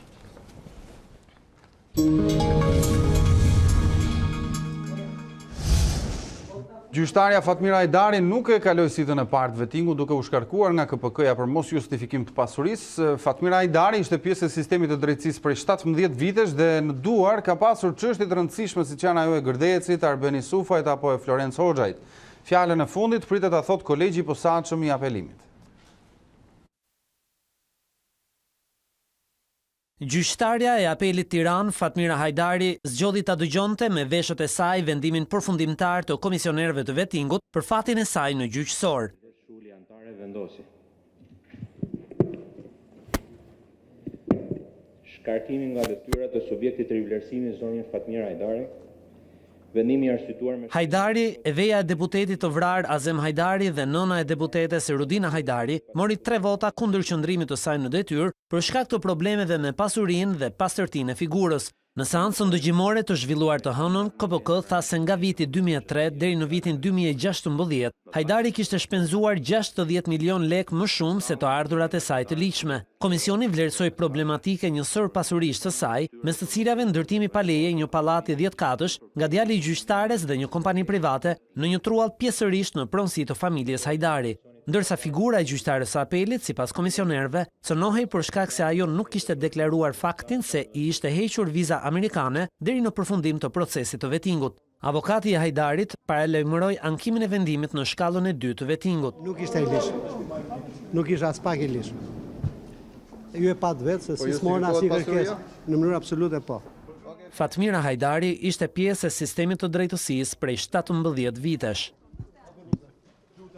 Vajza e gjyqtares Fatmira Hajdarit, shkarkuar nga KPK-ja deputete në parlament, ka hedhur poshtë zërat se ajo është futur në politikë për të mbrojtur nënën e saj nga vettingu. Gjatë seancës së sotme u fol edhe për marrëveshjen politike për reformën zgjedhore.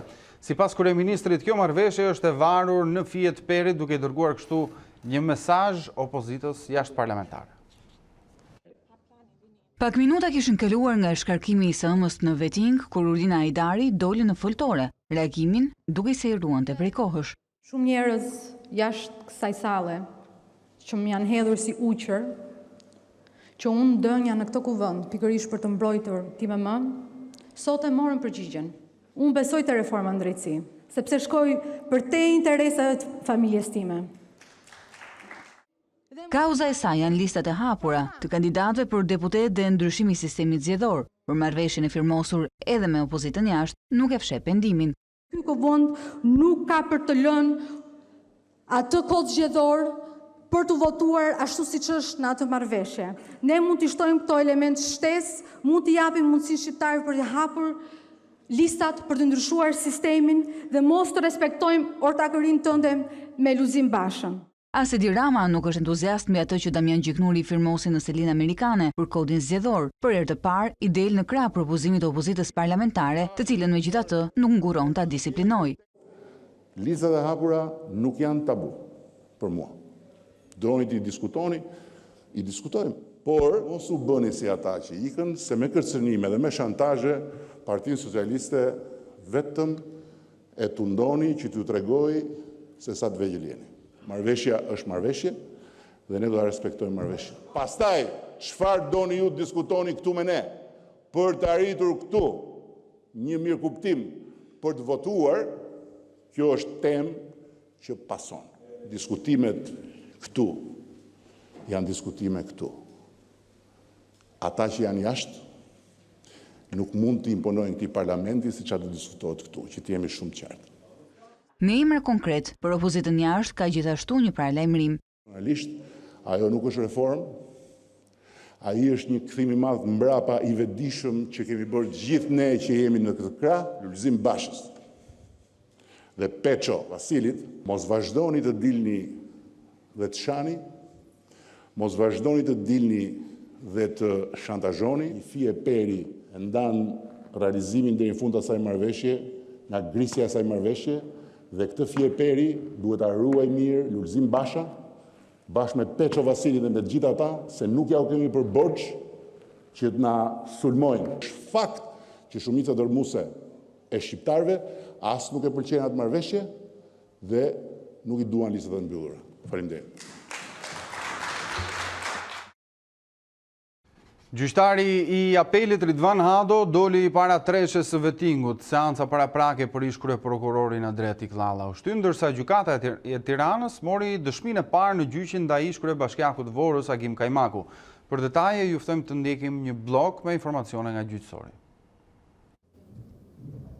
Gjyqtari i apelit Tiranë Ridvan Hado, i njëjti që shqyrtoi dosjen Gërdeci në shkallën e parë në vitin 2009, doli të njëjtën para komisionit të pavarur të kualifikimit. KPK nuk konstatoi paregullsi në pasurinë, figurën dhe profesionalizmin e tij. Vëzhguesi ndërkombëtar vëreti si problematike dy vendimarrje të KLD-s në kohën kur gjyqtari ishte pjesë e saj.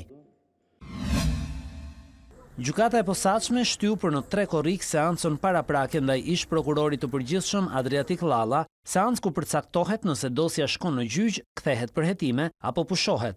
Seanca u shty me kërkesë të avokatit Sokol Hazizaj për të njohur me dosjen. Ish prokurori akuzohet për fshehje të pasurisë. Hekuran Brahimaj, kryetari i komanduar i Bashkisë Vorë, dëshmoi në gjykatën e Tiranës në gjyqin kundër ish kryebashkiakut Agim Kajmaku. Brahimaj tha se nuk ishte pasur asnjë konflikt, por ishte shkarkuar nga Kajmaku me një urdhër të firmosur një ditë kur kryebashkiaku nuk ishte në bashki. Sipas prokurorisë, urdhri është firmosur nga Kajmaku pasi ai vetë ishte shkarkuar nga detyra prej KQZ-s. Teksa qëndron në arrati, ish kryebashkiaku i Vorës gjykohet për falsifikim të formularëve, shpërdorim detyre dhe ushtrim funksioni pas dhënies fund të tij. Gjykata e Tiranës la në burg 6 persona të akuzuar për vjedhje me armë, mes të cilëve një gardis dhe një punonjës banke. Në qeli do të qëndrojnë Spartak Qoku, Petro Sava, Andi Kraja, Alex Kala, Emel Hajdaraj dhe Claudio Metaj. Ata dyshohet se me armën e shërbimit të gardistit Kala tentuan të grabisin banesën e një të njohurit të tyre, me të cilin u përleshën. Hetimi zbuloi se i qëllimi i grabitjes ishte një sasi kokaine që mendohej se ndodhen në banesën e të dëmtuarit. Ngjarja ndodhi më 22 maj, por u kallëzua të nesërmen në polici pasi i zoti i shtëpisë mori një thirrje telefonike anonime ku ju tha: "Unë jam terrori i mëngjesit." Edhe seanca e sotme e grupit negociator të Këshillit Politik për Reformën Zgjedhore nuk solli asnjë rezultat, pavarësisht se dukeshin më optimist se herën e kaluar, përfaqësuesit Gjiknuri dhe Bylykbashi mbetën pak a shumë në të njëjtat pozicione sa i takon çështjeve të mbetura pezull në diskutim. Duket se detajet për tenderin e identifikimit biometrik kanë marrë një lloj rrugë mirëkuptimi. Sot pikërisht për të treguar konstruktivitetin e plot të opozitës dhe qëllimin që marrëveshja të zbatohet pa asnjë ndyshje, por mbi të gjitha, duke garantuar, duke siguruar të gjitha garancit e procesit të emërimit antarëve të Komisionit Qendror Zgjedhjeve, që nga një anë do të jenë profesionist me integritet lartë, nga ana tjetër do të gëzojnë besimin e spektrit politik. Opozita shqiptare do të jetë e garantuar që kandidaturat që plotësojnë kriteret dhe që aplikojnë lirshëm, nëse mbështeten prej saj, brenda atyre parimeve që kemi rënë dakord, do të garantohen nëpërmjet votës së maxhorancës. Pra kjo është një pikë e padiskutueshme e marrëveshjes dhe ne do t'i qëndrojmë. Dhe kuptohet, kjo do të jetë një dispozitë tranzitore për këtë, pasi këto organe synohet që të kenë një jetë gjatësi, synohet që të zgjidhen me një shumicë të cilësuar vota, 84 vota. Mirë, shkëputemi për një hapësirë të shkurtër, kthehemi pas pak. Jemi sërish në transmetim të drejtë për drejtë në Ditarin e mbrëmjes, do të flasim për të tjera zhvillime. Kryeministri Rama prezantoi zyrtarisht kryenegociatorin e Shqipërisë me Bashkimin Evropian, ambasadorin Zef Mazi, duke u referuar kushteve të Brukselit. Rama tha se i gjithë procesi do të përbëhet nga mira të tilla, aq sa faqet e parafrimit dhe përputhjes legjislacionit. Qeveria prezantoi zyrtarisht kryenegociatorin e Shqipërisë me Brukselin për antarësimin në Unionin Evropian, por i pyetur nga A2, kryeministri Edi Rama nuk guzoi të shqiptonte një datë për tryezën e parë ndërqeveritare. E kam mësuar nga eksperienca, mos vër asnjëherë data me Bashkimin Evropian. Janë ata që i vendosin datat, janë ata që i ndryshojnë datat, janë ata që i shtyjnë datat. Boll i bëm 2 dasma gati dhe nuk na erdhën krushqit pastaj, se kishin hallet e tyre. Marrëveshja për reformën zgjedhore është një ndër prioritetet kryesore për këtë tryezë, por çfarë nuk kuptonte kur në parlament kryeministri e vari në fije të perit këtë marrëveshje me opozitën jashtë parlamentare. Para njëherë ne nuk i kemi asnjë detyrim Partisë Demokratike që të jemi të qartë. Dhe ajo marrëveshje të shkojmë në parlament. Dhe ne i qëndrojmë asaj marrëveshje. Po që marrëveshja të votohet në parlament, ata minimalisht duhet merren me punë tjera dhe mos vazhdojnë me sharje e me kërcënime. Më falni, po unë nuk kam më shumë respekt për Lulzim Bashën e për Peço Vasilin edhe për gjithë ata se sa që kam për Rudina Hajdarin e për Muslim Murizin dhe për gjithë ata që qëndruan në parlament dhe nuk morën rrugën për të djegur Shqipërinë. E ndryshme ishte qasja e Zef Mazit, që preferoi të mbante petkun e teknicienit mbi palët. Opozita është po ashtu një nga faktorët kryesor me të cilët unë do bisedoj, do të pyes, do të dëgjoj, do konsultohem dhe do raportoj për ecurinë që bëjmë. Edhe me presidentin, Mazi tha se do të kishte një raport të mirë institucional, ndonse Meta kishte kërkuar që kryenegociatori të ishte një emër konsensual. Pritej të ishte javën e parë të qershorit, por Komisioni Evropian këtë javë do të prezantojë kornizën e negociatave me Shqipërinë dhe Maqedoninë e Veriut. Komisioneri për zgjerimin Varheli bëri thirrje për zbatimin e reformave, teksa theksoi në Parlamentin Evropian se Brukseli do ta ndihmojë Ballkanin perëndimor në rimëkëmbjen ekonomike. Këtë javë Komisioni Evropian do t'i propozoj Këshillit draftin për kornizën e negociatave me Shqipërinë dhe Maqedoninë e Veriut, së bashku me një përditësim për progresin e bërë. Zgjerimi bazohet në meritokraci. Për të bërë progres në rrugën drejt Bashkimit Evropian, vendet e Ballkanit perëndimor duhet të vazhdojnë me zbatimin e reformave. Më shumë punë kërkohet në sundimin e ligjit, luftën kundër korrupsionit dhe krimit të organizuar, si dhe në lirit themelore dhe të drejtat e njerëzit. Rezultatet të shpejta dhe të prekshme në reformat e kërkuara do të thotë për shpejtim të negociatave të antarësimit.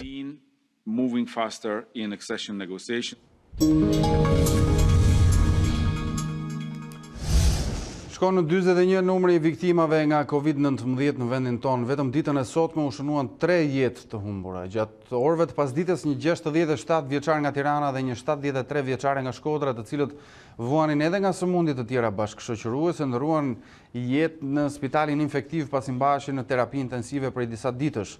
Ndërkohë, po gjatë kësaj të njëjte, nga task forca u raportua vdekja e një 67 vjeçari nga Shkodra, i cili nuk mundi të mbijetoj pavarësisht trajtimit intensiv nga mjekët. Rastet e reja me COVID-19 ditën e sotme ishin 66, ku numri më të lartë sërish vijon ta ketë kryeqyteti. Personat aktiv me COVID-19 në vendin tonë janë 663, kryesisht në Tiranë, Shkodër, Krujë. As fëmijët nuk i kanë shpëtuar infektimit nga koronavirusi, që nga fillimi i epidemisë janë prekur 89 mitur, pjesa më e madhe në Tiranë. Shefja e infektivit pediatrisë foli për A2CNN për gjendjen e tyre, a duhen përdorur ilaçe dhe a këshillohet mbajtja e maskave nga të vegjëlit. Ky është pavioni për COVID-19 në shërbimin infektiv të pediatrisë, që nga fillimi i epidemisë nuk është përdorur asnjëherë pasi fëmijët e prekur nga koronavirusi nuk kanë pasur nevojë për shtrime dhe as forma të rënda të sëmundjes. 12 shtretër janë planifikuar për pacientët e vegjël në këtë shërbim, por edhe skenar të tjerë nëse do të kemi ndryshim të situatës. 89 fëmijë janë prekur nga koronavirusi gjatë 3 muajve pandemi, por aktualisht janë të sëmur aktiv 24. Shefja e shërbimit infektiv të pediatrisë tregon për A2CNN se fëmijët e infektuar janë kryesisht pa shenja. Vetëm 20% kanë qenë me një simptomatik të lehtë, domethënë me shenja të lehta të sëmundjes. Kurse pjesa më e madhe ka qenë pa simptoma, pa shenja dhe janë zbuluar thjesht nga hulumtimi epidemiologjik që është bërë në rastet e personave, domethënë të adultëve, të prindërve të rezultuar pozitiv. Në shenjat e sëmundjes janë shenjat e një infeksioni viral, viroz ose grip, si quhet në gjuhën popullore, pra temperatura e shoqëruar ndoshta me kohë dhe ndonjëherë dhe me rrjedhje hundësh, djegje fyti në fëmijët që janë pak më të mëdhenj dhe që mund të ankohen, skuqje të syve dhe në rastet më të avancuara, pra në klinik të mesme dhe të rënd, mund të kemi dhe shenjat të përfshirjes së aparatit respirator.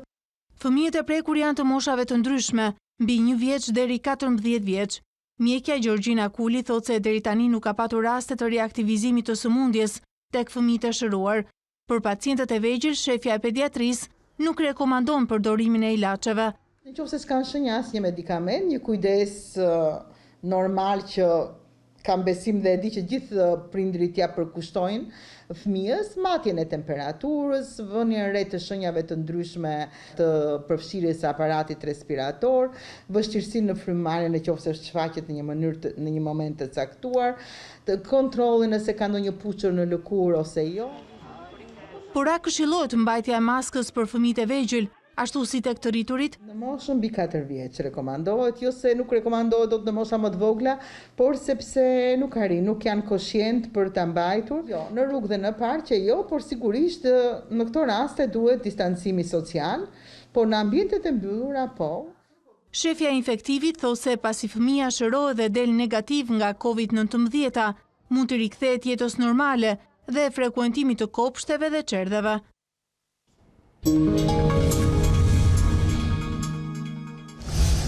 Nisma e qeverisë për heqjen e taksave për bizneset e vogla do të krijojë probleme të mëdha për arkën e shtetit. Ekspertët kontabël deklarojnë se kjo do të rrisë evazionin fiskal nga kompanitë e mëdha, të cilat do të tentojnë të copëzohen në bizneset e vogla duke fshehur të ardhurat.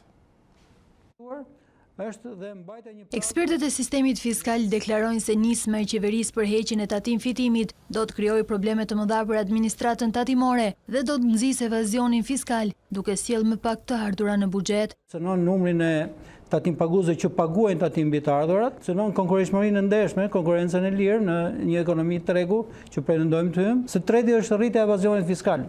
Kjo është një tendencë rritëse e shoh në 2 aspekte. Në aspektin e parë është gjithë këto bizneset fashës deri në 14 milion, do tentojnë gjithmonë të jenë deri në 14 milion.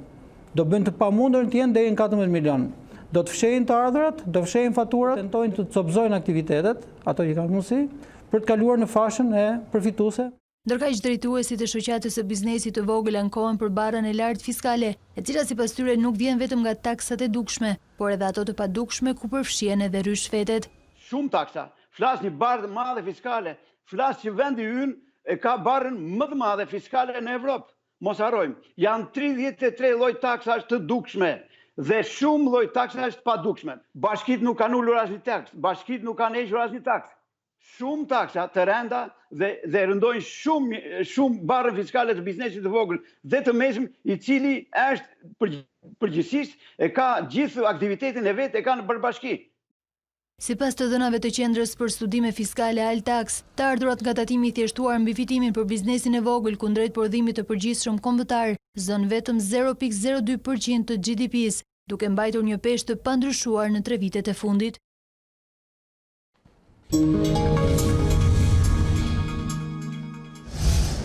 I dërguari i posaçëm i Bashkimit Evropian për dialogun Miroslav Lajçak përmbylli vizitën e tij në Prishtinë duke këshilluar liderët dhe partitë politike që të jenë të bashkuar në bisedimet për normalizimin e marrëdhënieve me Beogradin.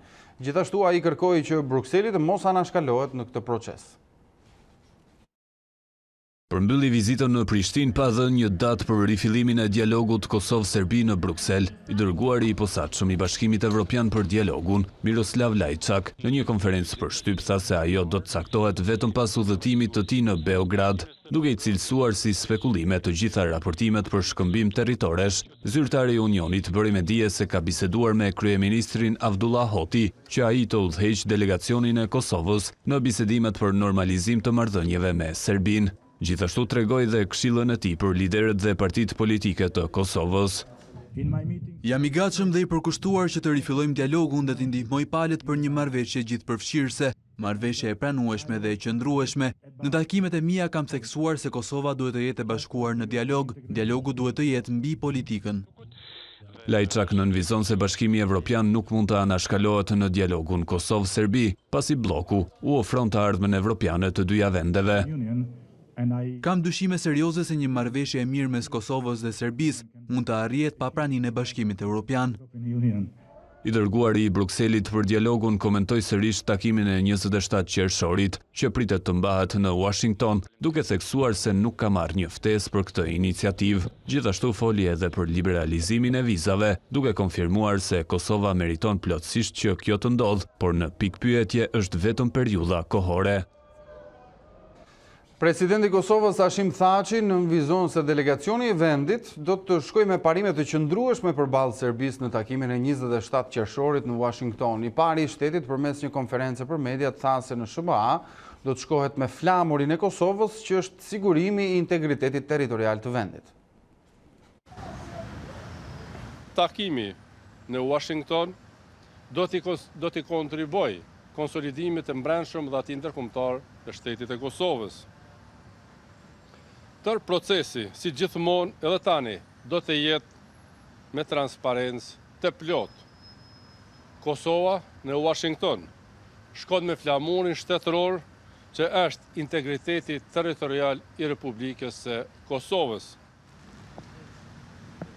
Serbia ndërkohë konsultohet me Rusin përpara takimit Washingtonit, ku do të rifillojë dialogu Prishtinë-Beograd në datën 27 qershor. Presidenti Vučić priti ministrin e jashtëm rus Sergej Lavrov, me të cilin diskutoi kryesisht për Kosovën. Vučić tha në takimin me Lavrov se përgjetjen e një zgjidhjeje në konfliktin me Kosovën duhet edhe konsensusi i Rusisë, ndërsa Lavrov pohoi se ka besim të plotë në ndërmjetësimin e dialogut nga Bashkimi Evropian, po kërkon nga Prishtina implementimin e marrëveshjeve të arritura në Bruksel. Do të mbështesim çdo hap dhe iniciativë që do të ndihmojë Beogradin dhe Prishtinën të arrijnë një zgjidhje të përbashkët dhe të pranueshme, bazuar në rezolutën 1244, tha ministri i jashtëm rus pas takimit me Vučić. Gjithashtu shtoi se marrëveshja mes të dyja vendeve duhet sigurojë paqe dhe siguri në këtë rajon të Europës. Këtu kemi mbritur në fund të kësaj hapësire informative dhe se gjithnjë përpara se të ndajemi, u kujtoj të klikoni faqen tonë të internetit a2cnn.com, do të gjeni aty të përditësuara të gjitha informacionet kryesore nga vendi, rajoni dhe bota. Bashkë mirë.